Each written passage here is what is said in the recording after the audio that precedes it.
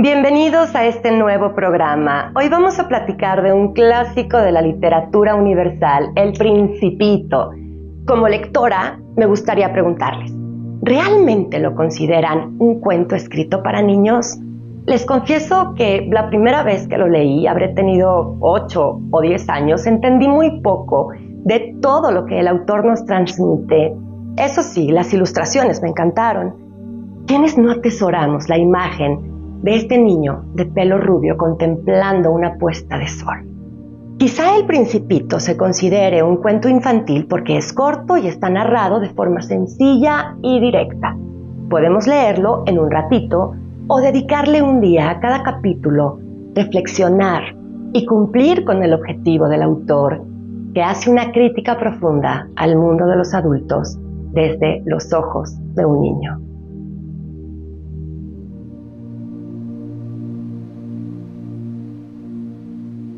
En este cuento, el narrador es un piloto que de niño soñaba con ser pintor. Un día, su avión se estrella en medio del desierto del Sahara, donde conoce al Principito, quien le dice: «Dibújame un cordero». Entonces vemos una serie de dibujos que nos reafirma el poder en la imaginación y nos recuerda que los niños perciben el mundo de una forma muy distinta a la nuestra y que nosotros también fuimos niños en la búsqueda de algún sueño. Este piloto debe arreglar su avión lo más pronto posible. Solo le queda agua para sobrevivir 8 días y se encuentra a 1000 millas de cualquier aldea. Sin embargo, lo cautiva la historia de este príncipe que viajó desde una estrella muy lejana que tiene la flor más bella, donde acecha un gran peligro, la presencia de semillas que pueden convertirse en árboles gigantes y destruir el planeta, porque las semillas pueden ser buenas o malas, y la mala hierba debe arrancarse de raíz y debe hacerse de inmediato.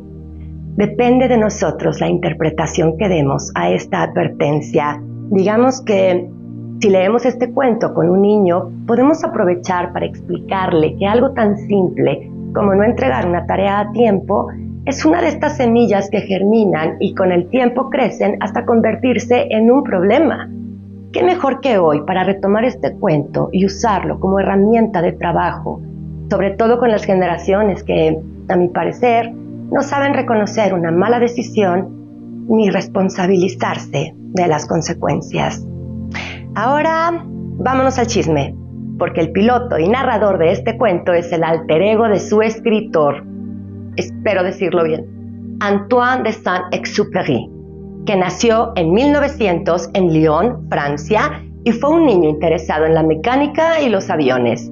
Quiso entrar a la escuela naval cuando terminó la secundaria, pero no pasó los exámenes. Sin embargo, no se dio por vencido y cumplió el servicio militar en la Fuerza Aérea. La aviación fue la gran pasión de su vida. Esa experiencia la vemos reflejada en uno de estos capítulos cuando nos dice que caminando en línea recta no puede llegar uno muy lejos. Pero hay mucho más de este autor. A los 27 años se integró a la escuadrilla de pilotos que transportaban el correo entre distintas ciudades del sur de Europa hasta las antiguas colonias francesas en África. Antoine inició su vocación literaria documentando su experiencia como aviador. En 1928 se trasladó a Buenos Aires, Argentina. Ahí recibió la dirección de una empresa donde tuvo la misión de organizar la red de vuelos por Latinoamérica. 4 años después, la Aeropostal quebró. Entonces se dedicó al periodismo y a la escritura, pero no dejó de volar. Ahora, escuchen. En diciembre de 1935, abordó una avioneta junto con su navegador. Después de un viaje de casi 20 horas, la maquinaria falló y se vieron obligados a hacer un aterrizaje de emergencia. ¿Coincidencia? Sobre las dunas del Sahara. La avioneta quedó destrozada. No había ningún pueblo cercano. ¿Otra coincidencia? Así que se resguardaron a la sombra de los restos de la avioneta sin la esperanza de sobrevivir.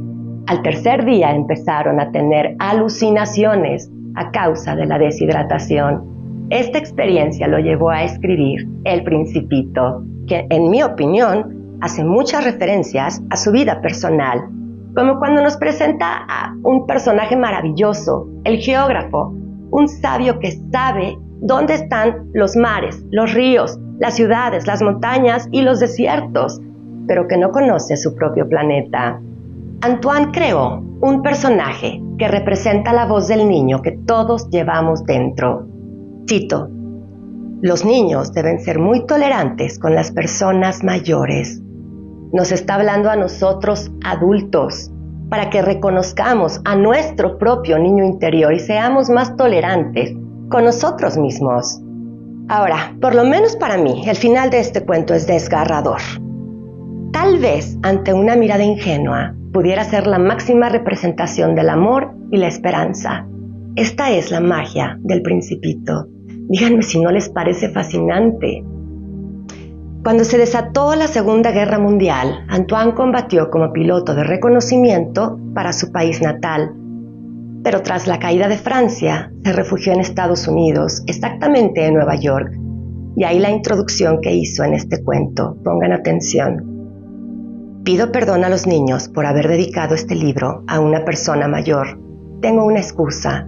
Esta persona mayor vive en Francia, donde pasa hambre y frío, y necesita ser consolada.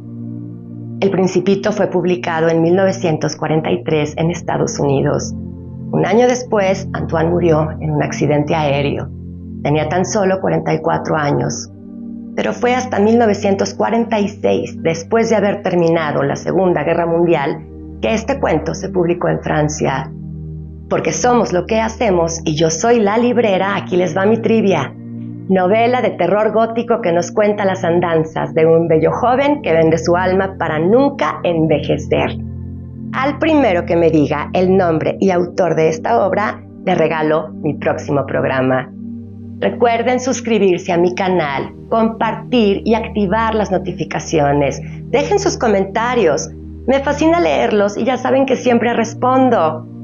Los espero en el próximo programa. Gracias.